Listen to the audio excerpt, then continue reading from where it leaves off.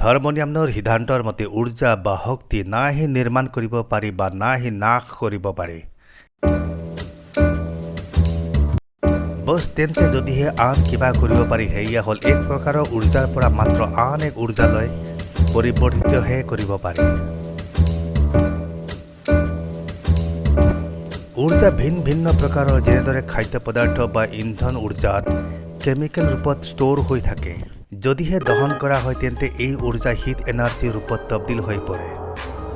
Hit ঊৰ্জাও ভিন্ন প্ৰকাৰৰ। যদিহে কোনো বস্তু কম্পন সৃষ্টি কৰে তেন্তে এয়া ধ্বনি ঊৰ্জা আমি শ্ৰৱণ কৰোঁ। যেতিয়া এটম ভগ্ন হয় তেন্তে বিৰাট ৰূপত ঊৰ্জা উৎপন্ন হয় যাক এটমিক এনাৰ্জি বুলি জানো ন। এনে প্ৰকাৰে ইলেক্ট্ৰন ফ্ল' হোৱাৰ কাৰণবশত ঊৰ্জা চাক্ষু কৰোঁ বা প্ৰাপ্ত কৰোঁ এয়া ইলেক্ট্ৰিকেল এনাৰ্জি বুলি খ্যাত। যেতিয়া বৰ্ধনশীলা প্ৰকট হৈ বায়ুৰ মাধ্যমত ইলেক্ট্ৰন ডাৱৰৰ সৈতে ঘৰ্ষণ সৃষ্টি কৰি আকাশৰ পৰা ভূমিত পতিত হ'বহি আমি বিজুলী গিৰা বা ঢেৰেকনি ভূপতিত হোৱা বুলি নেদেখোঁ জানো। হজুৰ এতিয়া ব্যাখ্যা কৰোঁ শুনক। পাৱাৰ প্লাণ্ট এনে এক স্থানত য'ত বিৰাট আকাৰত এবং মাত্ৰাত বিজুলী বাতি বা ইলেক্ট্ৰিচিটি উৎপাদন বা প্ৰডিউচ কৰা হয়। পাৱাৰ প্লাণ্টতো ভিন্ন প্ৰকাৰৰ such as thermal power plant, nuclear power plant, hydroelectric power plant and geothermal power plant.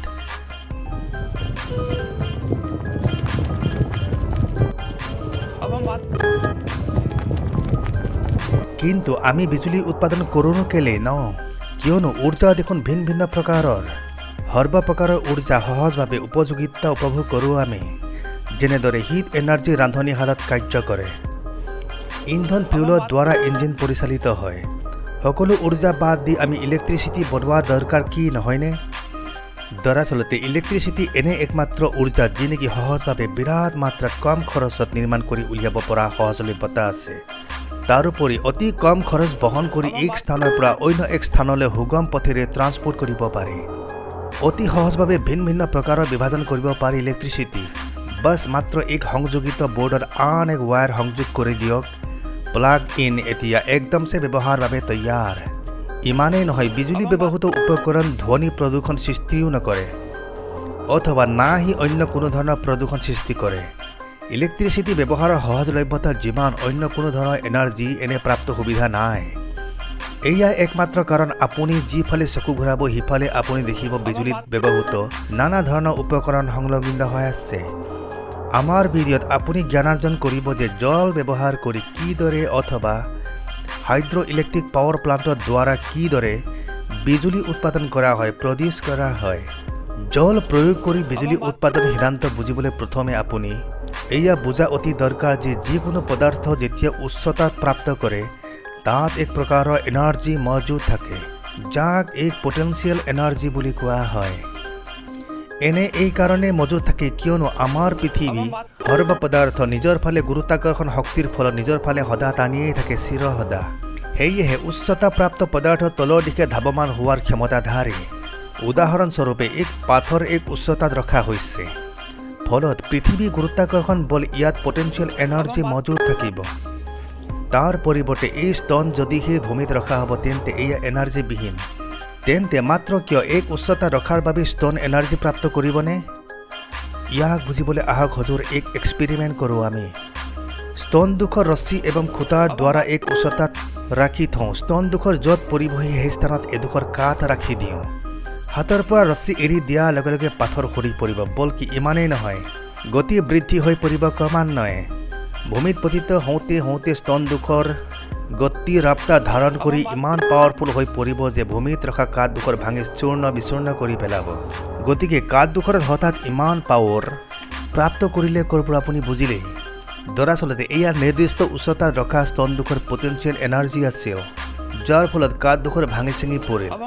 অৱশেষত এতিয়া হৰি পৰি এই দুখৰ ষ্টন এতিয়া ভূমি পতিত এনাৰ্জিবিহীন হৈ পৰিল। ইয়াত এনাৰ্জিয়েই নাই কিয়নো ষ্টন দুখৰ এতিয়া হৰি পৰাৰ ক্ষমতা শূন্য হৈ পৰিল। ই এতিয়া আৰু হৰি গৈ তলৰ পাতালত নাপায়গৈ। এই ক্ষমতা শূন্য। যদিহে এতিয়া আপুনি পুনৰ পূৰ্বৰ দৰে ষ্টন দুখৰ এনাৰ্জি ভৰ্তি কৰিব বিচাৰে তেন্তে আপুনি ষ্টন দুখৰ পুনৰ এক নিৰ্দিষ্ট উচ্চতালৈ দাঙি শিখৰলৈ অনা হওক টানে তেতিয়াহে এনাৰ্জি প্ৰদান কৰিব পাৰি। যেতিয়া পুনৰ ষ্টন দুখৰ তলত হৰি পৰিব যি এনাৰ্জি আপুনি ষ্টন দুখৰত প্ৰদান কৰিছিল ডিপজিট কৰিছিল সেই মাত্ৰা এনাৰ্জি প্ৰয়োগ কৰি কাঠডোখৰ ভাঙি পেলাব। স্তন ভ্ৰান্তি জলভাগ যেতিয়া এক উচ্চতাত বিৰাজ কৰে স্থানপ্ৰাপ্ত কৰে, জলভাগত এক পটেঞ্চিয়েল এনাৰ্জি ডিপজিট হৈ থাকে, মজুদ হৈ থাকে। সেই এনাৰ্জিৰ ফলত জলভাগ নিম্ন দিশলৈ বৈ যায়। নিম্ন দিশত বৈ গৈ অন্ততঃ জলভাগ সমুদ্ৰত মিলিত হ'বগৈ, কিয়নো সমুদ্ৰৰ ৱাটাৰ লেভেল একেবাৰে নিম্ন স্তৰত থাকে।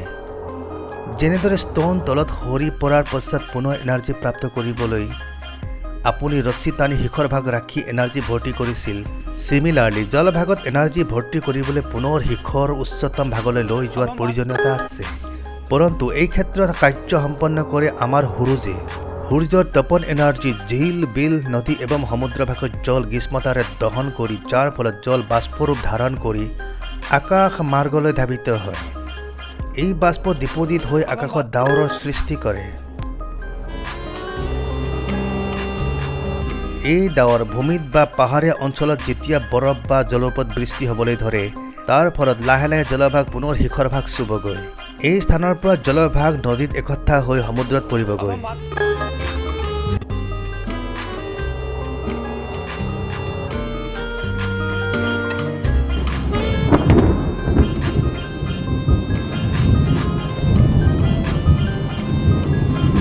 কিয়নো সূৰ্যৰ বাবে জল বাষ্পলৈ তবদিল হৈ পুনৰ শিখৰ ভাগ চুবগৈ, ৰাওনা হ'ব।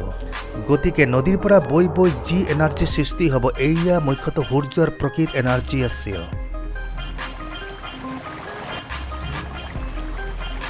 এই এনাৰ্জি কিদৰে ব্যৱহাৰ কৰা হওক, বৈ যোৱা এনাৰ্জিধাৰী জলভাগৰ পৰা বিজুলী কিদৰে নিৰ্মাণ কৰিব পাৰি। জলভাগৰ পৰা বিজুলী উৎপন্ন কৰিবলৈ আমাক প্ৰয়োজন হ'ব এক ডেম বা জলপ্ৰকল্প। জলপ্ৰকল্প নিৰ্মাণ কৰিবলৈ ইঞ্জিনিয়াৰ্ছ এনে এক নদীক চুজ কৰিব বা কৰাৰ আৱশ্যকতা হ'ব, য'ত ঢেৰ চাৰি পানী বৈ যাব পৰা ক্ষমতা বহন কৰিব, যাতে ইলেক্ট্ৰিচিটি উৎপাদন কৰিবলৈ ৰিজাৰ্ভৰ পৰ্যাপ্ত মাত্ৰাত জল ডিপজিট বা জমা কৰিব পাৰি। কিন্তু এক বৃহৎ আকাৰৰ বিৰাট ৰিজাৰ্ভৰ নিৰ্মাণ কৰিবলৈ এক গভীৰ ঘাটিৰ আৱশ্যকতা হ'ব। ইমানেই নহয়, হজুৰ ডেম বা জলপ্ৰকল্প নিৰ্মাণ কৰিবলৈ এক জনশূন্য স্থান নিৰ্বাচন কৰা অত্যাৱশ্যক। জলপ্ৰকল্প নদীৰ স্বতন্ত্ৰ বৈ যোৱা ক্ষমতা ৰোধিত কৰি পেলাব। পিছৰ ভাগত বৃহৎ পৰিমাণৰ জলভাগ ডিপজিট কৰি ধৰি ৰখা হ'ব, যাক ৰিজাৰ্ভৰ বুলি কোৱা হয়। যদিহে ৰিজাৰ্ভৰ দাঁতিকাষৰীয়া অঞ্চলত বস্তি, গাঁও, চহৰ, নগৰ অৱস্থিত, তেন্তে গতিকে জনসাধাৰণৰ সুৰক্ষা প্ৰদান কৰিবলৈ ৰিছেটলমেণ্ট ব্যৱস্থা কৰা বিচাৰ কৰাটো অতি আৱশ্যক প্ৰয়োজনীয়তা আছে। আপুনি সাক্ষ্য কৰি আছে যে জলপ্ৰকল্প নিৰ্মাণ কৰাৰ ফলত জলপ্ৰকল্পৰ এটা দিশত অৰ্থাৎ ৰিজাৰ্ভৰ স্থানত এক সমুদ্ৰসম জলভাগ শিখৰ ৰূপত জমা কৰি ৰখা হৈছে। এতিয়া প্ৰয়োজনীয়তা হ'ল জলভাগ শিখৰ ভাগৰ পৰা নিম্ন স্থানলৈ গিৰাই দিবলৈ এবং জলভাগত মজুত থকা পটেঞ্চিয়েল এনাৰ্জি ইলেক্ট্ৰিকেল এনাৰ্জিলৈ তবদিল কৰাটো। জলভাগৰ পৰা এনাৰ্জি চালনি মাৰি উলিয়াবলৈ বিৰাট বিৰাট আকাৰৰ পাইপৰ মাধ্যমেৰে জলভাগ নিম্ন দিশলৈ ট্ৰেভেল কৰিবলৈ ত্যাগ কৰি দিয়াৰ প্ৰয়োজন। এনে বিৰাট আকাৰৰ পাইপৰ নাম ৰখা হৈছে পেনষ্টক। পেনষ্টকৰ নিম্নভাগত এক টাৰ্বাইন সংলগ্ন কৰা থাকে। যেতিয়া পেনষ্টকৰ দুৱাৰ মুক্ত কৰি দিয়া হ'ব, তেতিয়া ইয়াৰ পৰা শিখৰ ভাগৰ পৰা জলভাগ অতি তীক্ষ্ণ তীব্ৰ ৰফতাৰত বাহ্যিক দিশলৈ ট্ৰেভেল কৰিবলৈ বুলি বল প্ৰয়োগ কৰি ওলাই যায়। ফলত টাৰ্বাইনৰ ব্লেড ঘৰ্ষণৰ সৃষ্টি কৰি ঘূৰ্ণন প্ৰক্ৰিয়া আৰম্ভ কৰে। ফলত টাৰ্বাইন ঘূৰিবলৈ আৰম্ভ কৰে। আমাৰ টাৰ্বাইন এতিয়া এক শ্বেফ্টৰ মাধ্যমেৰে এক জেনেৰেটৰ পৰিচালনা কৰে। জেনেৰেটৰ ইলেক্ট্ৰমেগনেট ব্যৱহাৰ কৰি শ্বেফ্টৰ এনাৰ্জি এতিয়া অন্ততঃ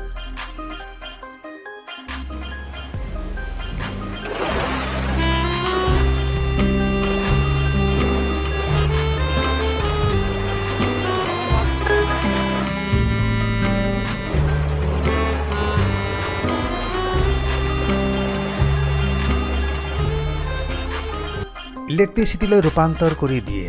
দৰাচলতে জেনেৰেটৰ আমাৰ কাহিনীৰ মুখ্য ভূমিকা ৰূপায়ণ কৰে, যাৰ দ্বাৰা ইলেক্ট্ৰিচিটি নিৰ্মাণ কৰি আমাৰ দৈনন্দিন কাৰ্য সুচল সহজলভ্য কৰি তুলিছে।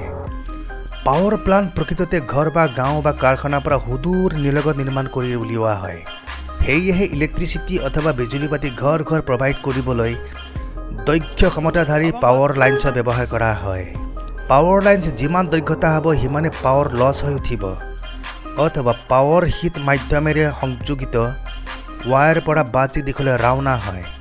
টাৱাৰ ৰেচিষ্টেন্স যিমানেই হ'ব, সিমানে অধিক কাৰেণ্ট ফ্ল' হ'ব আৰু পাৱাৰ লছ সিমানে মাত্ৰাত হৈ পৰিব। কাৰেণ্ট হ্ৰাস কৰাৰ বাবে মাত্ৰ তৰ্কিব হ'ল ভল্টেজ বৃদ্ধি কৰি দিয়া হওক। গতিকে power company step up transformer মাধ্যমেৰে ভল্টেজ বৃদ্ধি কৰি শ শ ভল্ট বনাই পেলায়। এতিয়া বিজুলী গৈ চহৰ নগৰ ইলেক্ট্ৰিচিটি সাব ষ্টেচন পাবগৈ, যাৰ দ্বাৰা বৃদ্ধিত ভল্টেজ হ্ৰাস কৰি প্ৰয়োজনীয়তা ৰূপত হিচাপত ঘৰে ঘৰে উপলব্ধ কৰাই আপোনাৰ ঘৰত উজ্জ্বলতা প্ৰদান কৰে। আমাৰ ভিডিঅ' ইয়াতে জমনিকা পৰিল। যদিহে এই ভিডিঅ' আপোনাৰ হেল্পফুল হৈছে তেন্তে ছাবস্ক্ৰাইব আৰু লাইক এবং শ্বেয়াৰ কৰিবলৈ কদাপি নাপাহৰিব।